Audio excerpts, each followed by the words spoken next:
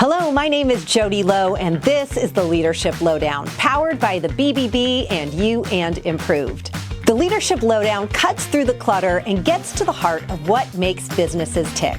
We want to share the stories that matter to you, all of the successes and triumphs and all of the pitfalls, and everything that happens in between. So with that, let's get on to today's show.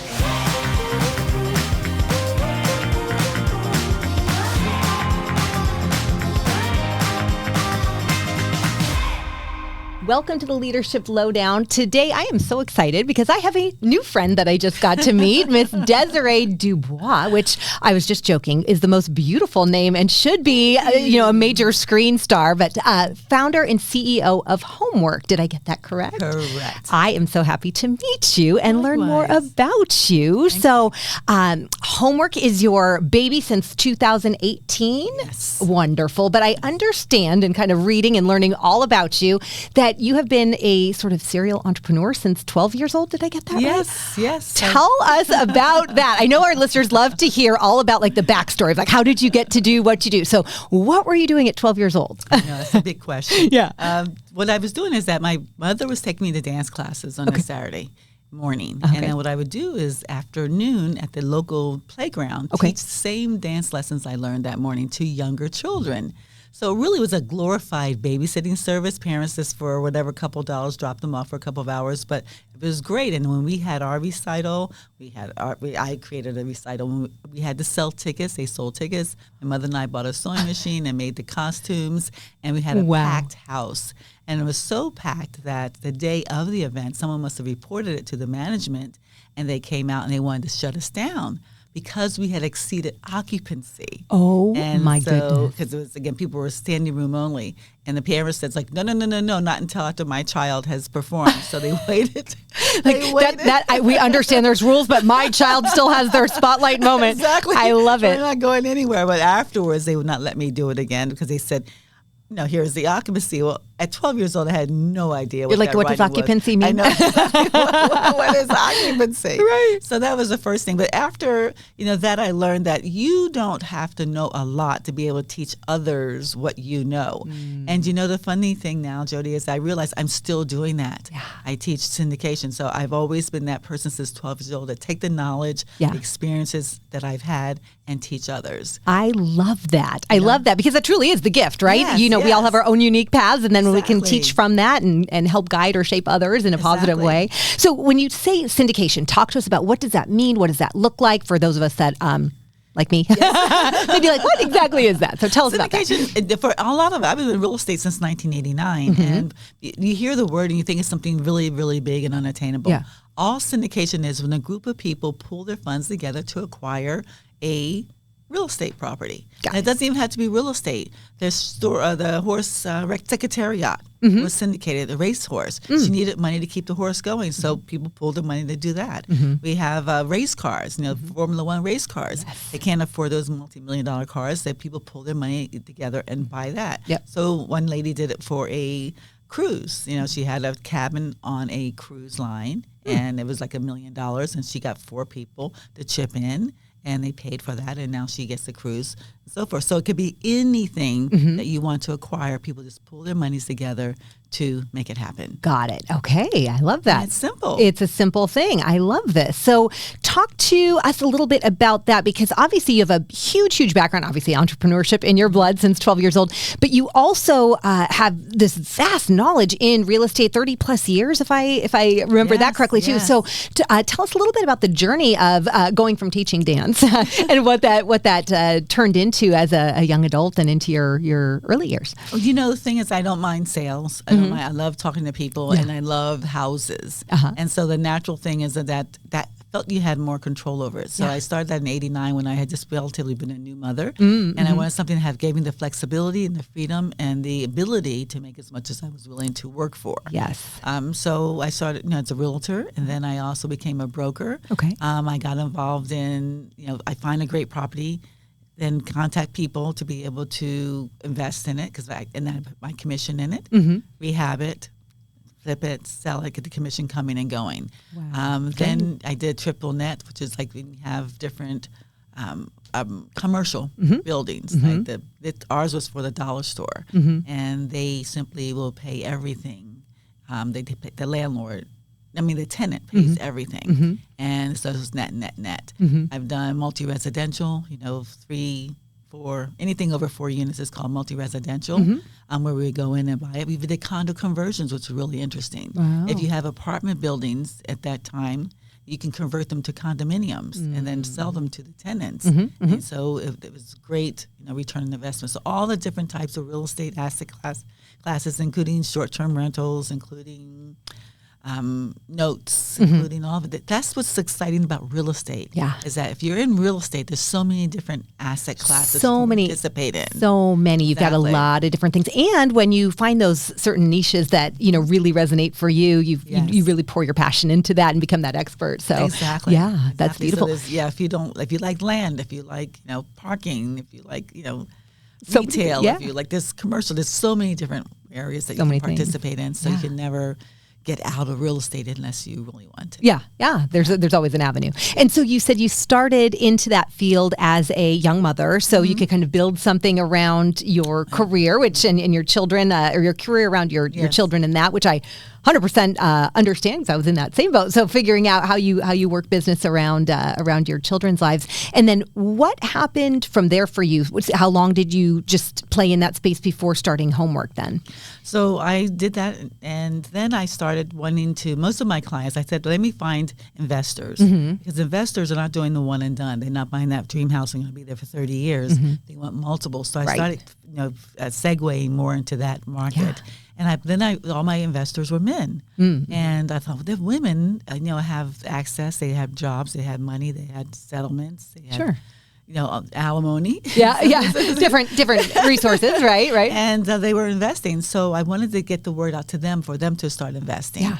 And because I was investing, I was buying a property every birthday. It was my birthday present to myself.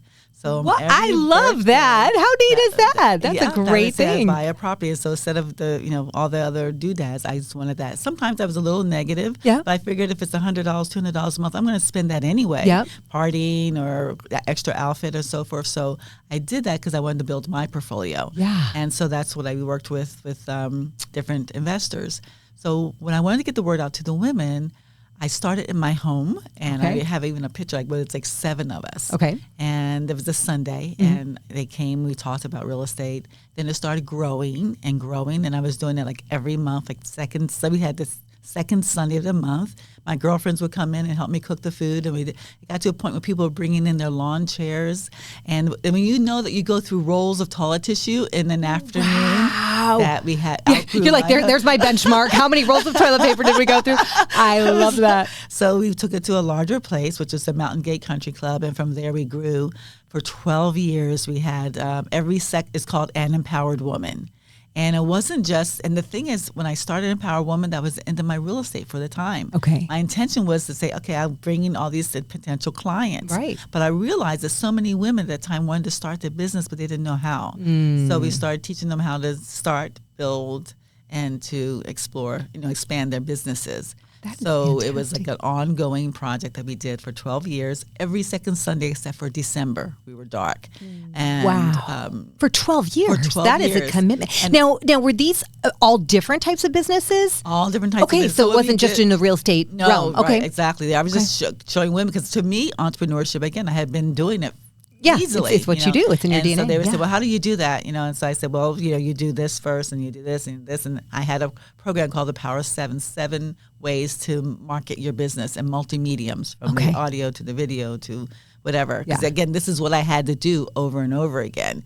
And we had different speakers come in, different themes. Like in January was Let's Talk Success. And then that's the only month we had men coming. And then after that, every February was a look of love. What does love look like? And then March was, every month we had a theme. Yeah. And November was holiday makeovers. We'd go to Paul Mitchell would sponsor their salons, and we go in and they do the hair and makeup and have a fashion show and whatever. Yeah. And we had thousands and thousands of women go through that. And so, but then when that market hit around, was it 2000?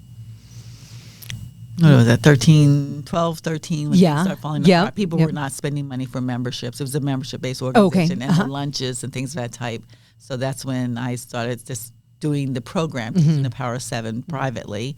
And then I thought, okay, I was working from home. Yeah. And I said, I enjoy working from home. I don't want to go out into to office space. And I said, one day I just want to live where I work where I live, anywhere in the world. And I was an empty nester at that time. Oh, okay. And I could do that, but I said I wanted to be at a home. Yeah. And I didn't want to have to worry about house sitting and so forth. So that's when I shared it with some of the ladies. What do you think about that idea if we shared a house together? And the first house was 4 bedrooms and 4 bathrooms. It was a beautiful house on top of a hill in Rancho Santa Fe. And we had full-time and part-time and then drop-ins. And then during COVID hit. And we were just opening up a Vegas location, and we said, okay, we had to pause all that. And during that time, I thought, okay, now I can take this model and do it larger, 12 bedrooms and 12 bathrooms. Wow. So that was the property in San Diego. Then in Cabo was another 12 bedrooms and 12 bathrooms. And so some of them are that large. We take boutique hotels and SROs, single room occupancies. So that's bed and breakfast inns, boarding houses, rooming houses, hostels, and remodel them and remarket them for digital nomads, for people, business professionals and entrepreneurs. And so so the folks that decide to be a part of it or want to stay at one of the properties, are they in like a lease type of an arrangement, or is it kind of a Airbnb meets WeWork? Got it. Okay, so great explanation. Okay, perfect. So they can just short term, they can stay there like an Airbnb, and we even promote it on Airbnbs. It's kind of our backup. Okay. We use our websites primarily, but when those slow times, Airbnb and VRBO picks in. And then we have workspaces. We create like an attic for a co-working lounge or a outside area. That one property there was a restaurant in the property. We converted that restaurant to a co-working area. And then we have a rooftop. We built out the rooftop with a co-working area with monitors and fire pits and hammocks and all of that good stuff up there. So that is each fantastic. property, depending on what they have, we work that area so they can live there and work there at the same. We have community directors, so every week they have activities. And most of our people coming in from all over the world. When we have a dinner, you have 5 or 7 different languages at the table. So it makes it exciting for them to be able to meet each other. So it really becomes a cultural experience. It becomes a networking and community building, a global community building. Exactly. It becomes an opportunity to live where you work and work where you live, and have that opportunity to not have the commutes and those things. But if you want to, you have the ability to travel the world and work remotely. Why not do it in whatever country or space you like? Absolutely. What a brilliant idea. Because, pre-COVID, there was mostly a lot of millennials and creatives. But post-COVID, how many people now do you know work remotely? So many. I mean, you've so got many. your accountants, your insurance agents. I mean, engineers, people that had those offices, they surrendered them during COVID. Yeah. They're not going back to pay those. And even attorneys, we even have doctors for WebMD, doctors that work virtually. Yeah. So now you don't have to wait until you retire to travel. You can just travel. And economically, the numbers work out. Yeah. Some people have it in addition to their primary residence, but a lot of them have forfeited their primary residence, especially from places like San Francisco and New York, where everything is so expensive. Yeah. Because here you just go in and all your utilities are covered and your amenities are covered, your coffees, your teas, your sugars, your towels, your linens, all of that's done. One fee, as long as you want, and it's there. So there are a lot of people then that you're saying have given up their primary residence. They live in a homework to a homework to a homework location. Isn't that fantastic? And even if it's just for a period of time, why not? Yeah. I mean, in a day and age where it's such a disruptor in a beautiful way to say, why do we have to do it this way? Exactly. I think so many people have gotten so creative. I've heard of, some elderly folks that live on a cruise ship because why not? Or, they'll live in a hotel, whatever the case may be, because things are easier. So I love the fact that, especially whether it's, I'm assuming here, so correct me if I'm wrong, but you probably have a lot of young people, but also, like you said, empty nesters or folks that are like, hey, now's my time to travel and I still want to work. I have the energy or the need or whatever the case may be. But why do I want the overhead of a pool or a yard or loneliness? Yeah, loneliness. I bet it's a key piece. Absolutely. Loneliness is a second, killer, I guess, from heart attacks. Yes, loneliness. Yes, But loneliness leads to depression. leads Absolutely. to alcoholism, leads to drug. I mean, if you're working home alone and then now your social life is home alone. Right. You know, some people are so dependent upon that interaction, and people need people. Yep. So especially, you know, so yes, some of our properties that we're having going to be specifically designed for, and we say 50-something, but those, again, that are 50-something that don't really want to be around their kids. Yeah. That, you know, don't want to be alone. And people meet. I mean, we even have a unity that created a baby. So we have a homework baby. People become roommates together, or they start dating, or they do business together, or they travel together. You know, you meet people. So you don't need to be alone. So loneliness is huge. Community is valuable, and the economics make sense. It takes every box. Yes. I love that. So what is the expansion, or what does the future look like? What markets are you in today, and where are you headed? We are headed. Last year, because we had the different properties in different countries, actually, management was a key. And so we were searching for a company that could manage different properties, different places. Okay. And we found Outsite. Outsite, and they've been in co-working, co-living since 2015. Oh, okay. And they're currently in over 50 properties in 17 different countries. Wow. So we've partnered with them so that every property that we get, they can manage. We remodel, we syndicate it, buy the properties, remodel them, and then remarket them, and then they take over and manage it and book it and manage it. Perfect. So that allows us to be able to expand our footprint. Yes, because you've got the management piece handled by them. That's huge. Yeah. That's Which huge. that's everything, really, Yes, because poorly absolutely. managed can ruin a brand, and done well, and that can hold blow up things quite up. a bit. Yeah. So now we're just really encouraging more people to invest in syndications. You know, now that they know that it's a great way for them to get passive income. Their returns are about 20% of 5 years. So they can double their money in 5 years. And this is perfect for people who have their own genius. They are doctors or attorneys or insurance brokers or whatever, and they don't want to own the property. They don't want to be a landlord. Yeah. They don't want to deal with the tenants, toilets, and tantrums. So, but they do realize the wealth that can be built in real estate by investing in it. So we encourage those who are interested to invest in real estate and syndications. Also, we teach people how to syndicate themselves. So a lot of people, realtors, people in the real estate industry have access to properties, deals, people, investors. They know how to negotiate. They know how to do that, and they can be syndicators themselves. Got it. So you have a teaching component to it too, just like when you were 12 years old. Yes. Loops right back. Loops right back to those early days. And I then love I'll it. probably do it until the day I pass. Syndication Simplified.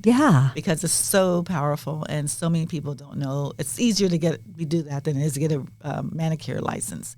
You don't have to be licensed. You don't have to go to school for a year. It's a weekend class. And who would even know? How fascinating. And you know what's really more fascinating? Syndications allows you to acquire properties without any of your own money or credit. Because the investors put the money up front. You put your sweat equity in it. You get fees in the beginning, the middle, and the end. You split the equity with your investors. And they get guarantors to do the credit. So those who want real estate, this is a perfect way to build your legacy, build your portfolio, and build your wealth. Wow. And so how, who do you see as your primary market at this point? Like who are the people that are being a part of these? A lot of realtors, a lot of realtors in real estate, because again, a lot of them are struggling a little bit now. A lot of them don't own their real estate portfolio. Right. So that period. So if you don't own your real estate portfolio, you've been in real estate, you should and you could. But I used it to start homework. I raised $250,000 just for the logo, the name, the legal costs, and so forth. So you can do it for a startup. You can do it for, as I mentioned, a car, a boat, whatever you want to acquire. And then if nothing else, we teach you how to be a more sophisticated investor. Because if you know what a syndicator in syndication looks like and all the terminology and the rules and regulations, then you'll be a much more confident investor. Got it. Some people take the class to be a more confident investor, or some people take it and say, hey, I have my kids. They need to do something. Yes. They want to start this business. I want to get them involved in something. Exactly. So we don't have to give them the money. We have 18-year-olds that have syndicated their properties. That is fantastic. They want to get out of the house. Right. They're like, I want to get out of here and do my own thing, and I don't know what that looks like. That's most young adults right now going, wait a minute, I don't want to sit in a cubicle. I want to do something, but what is it? I have no money.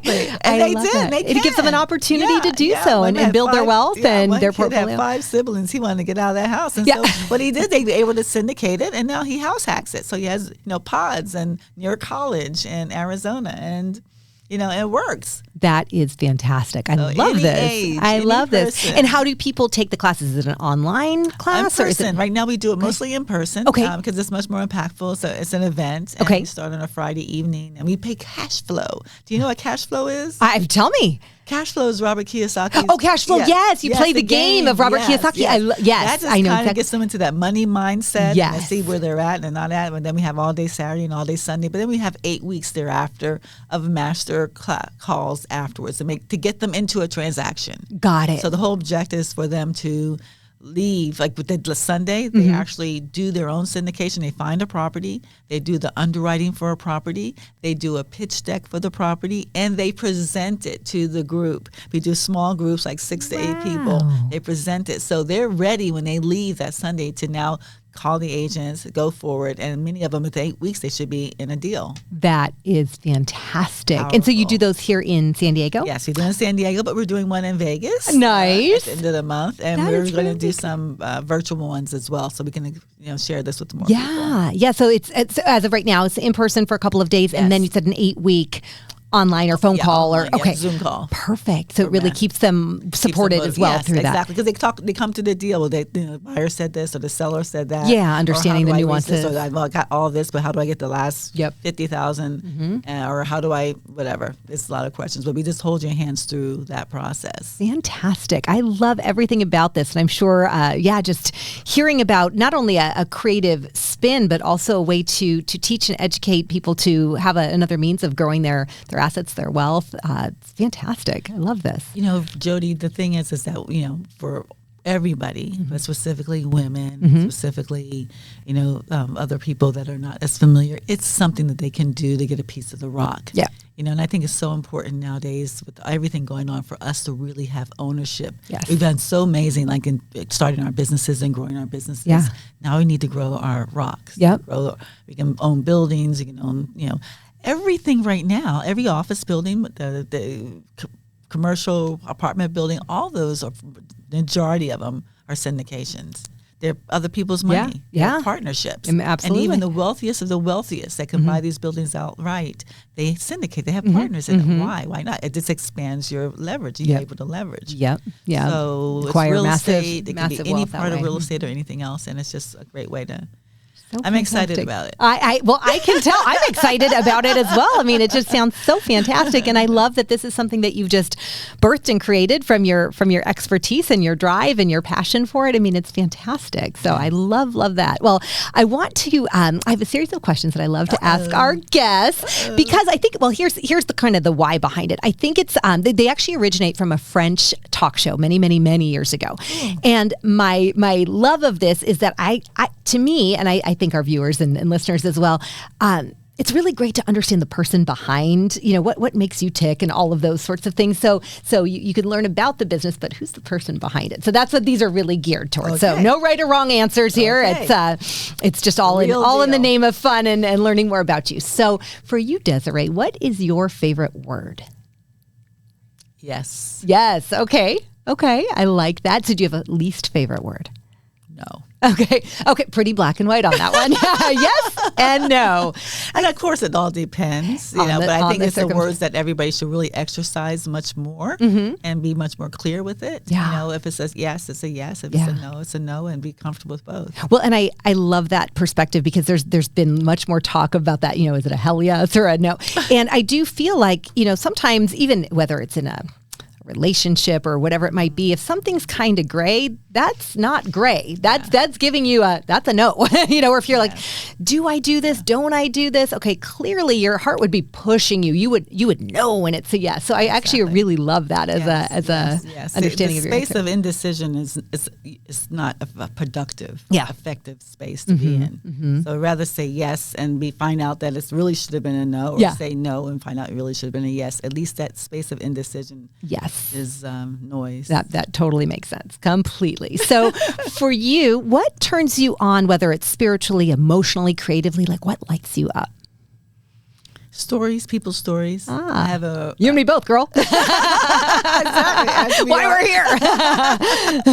Yeah, because I'm just curious. Everybody has a story. Yeah. And so my choice is autobiographies or documentaries and things like that. So it's stories, but people, everybody has a story, and it's fascinating hearing all about it. I think I think that's where my same passion with that comes to life is, no one walks in the same identical shoes as anyone else. And, in where we live and in this country and in this city and, and there's abundance everywhere. And then you travel and you see the world. Many don't travel, or maybe it's not their passion, or they haven't had the means. And when you do, you just see, wow, it's, but again, we all have our own experience and we can only see the world through our own perspective. So I love that. That creates us. Yeah, 100%. A little bit of that, a little bit of this, whether it's a word or whether it's a saying, whether it's a style, whether it's I wear pearls because a long time ago, I saw this movie, the woman had on pearls. She looked so elegant. Yes. So from that day on, I must have been like 13, 14 years old. I've been wearing pearls every day. Isn't that neat? It's just a thing.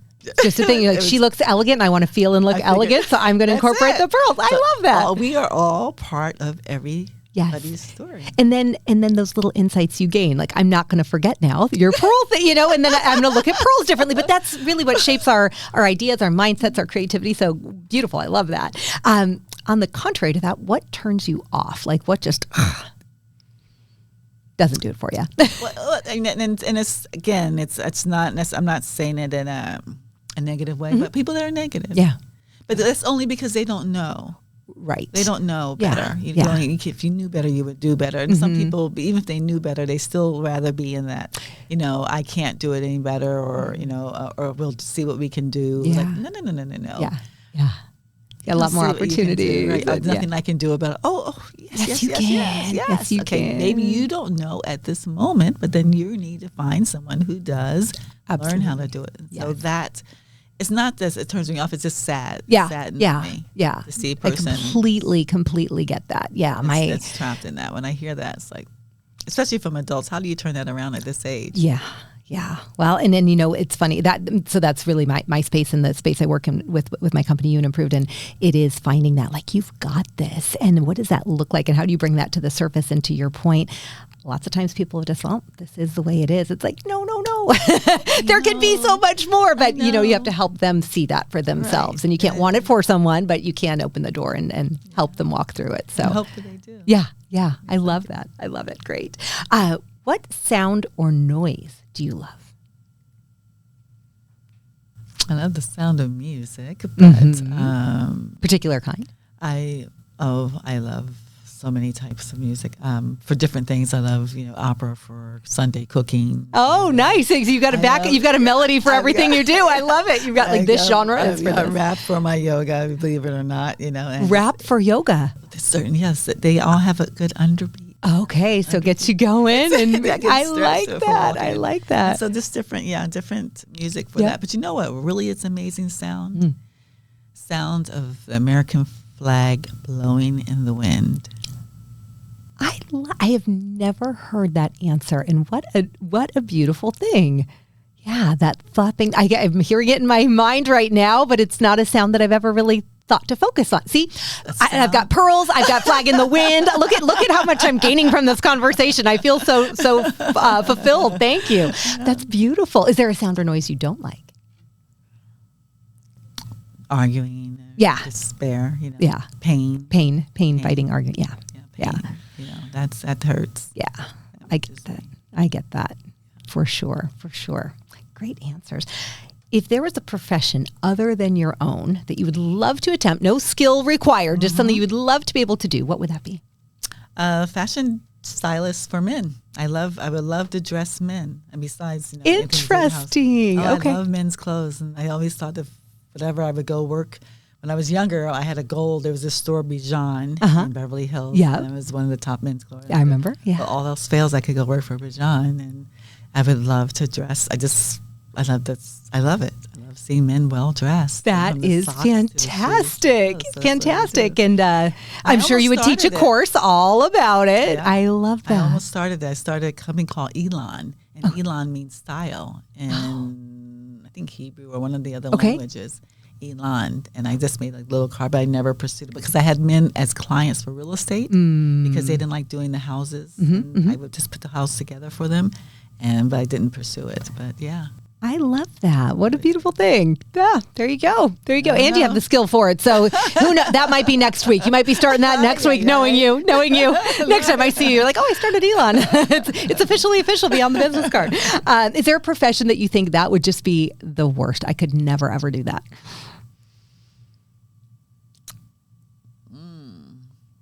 What comes to mind initially is being a banker.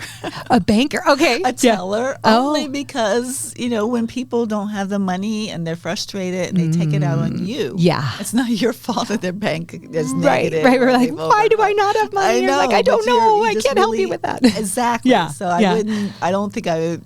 It'd be a test to be in that position because I'd have to really test my patience. Well, and it's very transactional, and you can't do really anything to serve or support or help. And follow the rules. You can't very black and white. You can't make an exception. You can't. You can't help people when they need help. So that would be frustrating. Yeah, stifling for sure.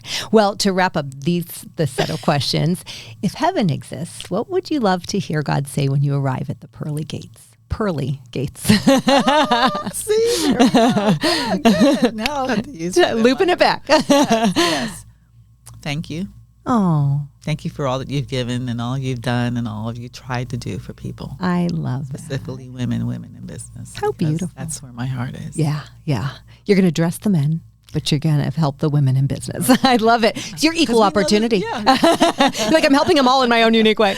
That's fantastic. Thank absolutely. Beautiful question or beautiful answer. And with that, to wrap us up today, this is the Leadership Lowdown. So we love to have just a quick word of wisdom, piece of advice, something maybe you learned along the way that you think would be helpful for our listeners and viewers. Got it. Don't ever let anyone or anything dim the light that shines within. That's beautiful. We all have it. Sometimes it's just a flicker and sometimes it's a bright one, but either way we get to dial it in. Just don't let it. It's beautiful. Because once it does that, then your spirit, then it's a long road. Absolutely. It's like have those boundaries. Yeah. Beautiful. Well, it has been such a pleasure talking with you and getting to know you. Now I feel like we're besties after this. So I'm so excited to continue the conversations and hear about homework and everything else, all of the ventures. But congratulations on all your success. Thank you for spending time with us. And thank you for tuning in with us today. With that, my name is Jodi Low with the Leadership Lowdown. And remember, leaders are learners. So keep curious and keep leading with love. Thank you so much for being here. Yay!